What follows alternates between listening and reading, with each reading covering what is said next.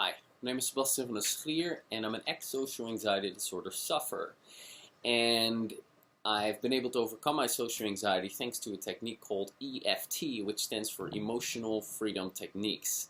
It's a gentle tapping technique that quickly reduces and releases negative emotions. Scientifically proven to be an effective technique, and on my podcast show, Social Anxiety Solutions, I interview psychologists, psychotherapists, therapists, coaches, consultants, who are using this technique, who are Western traditionally trained, who have been using this technique in their practice to help people overcome social anxiety, overcome shame, release the fear of rejection, and other amazing stuff. And you can check that out here, socialanxietysolutions.com/podcast. Now, in this video, I'm going to answer a question from someone who shall remain nameless, and her question is... By the way, if you don't know about EFT, you can learn about it here. Alright. Sebastiaan, when you were suffering from social anxiety, did you find that your memory was bad? I'm always feeling I can't remember the words for things or names of people, which makes things even harder when talking to people.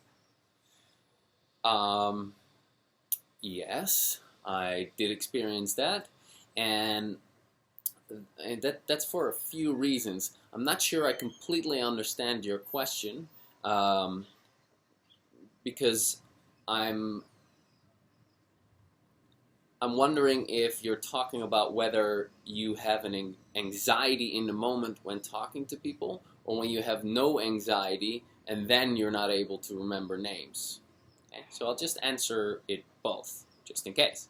So, being forgetful and having difficulty remembering names, that could be due to stress. Now, it's very stressful on your system to be anxious all the time, to be worrying, and to have all these worst case scenarios and your thoughts racing. That's really taxing on your system.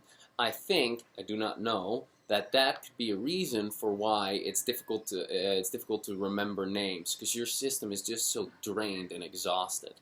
Now, as to not knowing what to say and not remembering people's names in social situations, that's kind of a result of the anxiety itself. So what happens when you're in a social situation and you experience anxiety? Well, when you're in that social situation, your brain is filtering the world, so it's looking through these lenses, if you will. And these lenses are your beliefs. All right. If you are looking at the world through beliefs that say I'm not good enough, there's something wrong with me, people are out to get me, and the world is a dangerous place. Sorry. Then when you're filtering the world in that way, then your brain is perceiving danger. Okay? And when it perceives danger, there's this built-in response to danger called the fight, flight, freeze response. That's the same response that gets fired off when there's real danger, such as when, that person that was opening the door here would be a lion. I'd freak out. And so what happens, that fight, flight, freeze response gets activated. Hormones, adrenaline, cortisol gets released into your bloodstream, and that makes your blood go away from your digestive system, because when you're in danger, you don't need to be digesting stuff. Goes to your outer limbs, and it goes away from your head. The blood goes away from your head into your outer limbs, and it's preparing your body to fight, flight, or freeze. So it puts your body in survival mode. Now, when you are in survival mode, you're not thinking, you're not in the ideal state to be learning stuff or to be remembering names, or to be clever or great at socializing.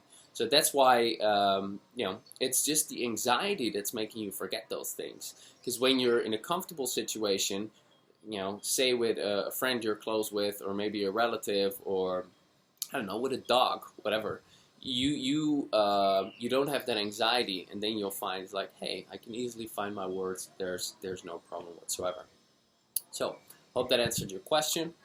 If you want to have more videos like this, I release one every Thursday. You can subscribe right here, and you'll get a notification of that when I release one. So Hope it's been helpful, and you can find that podcast right here. Talk to you next week.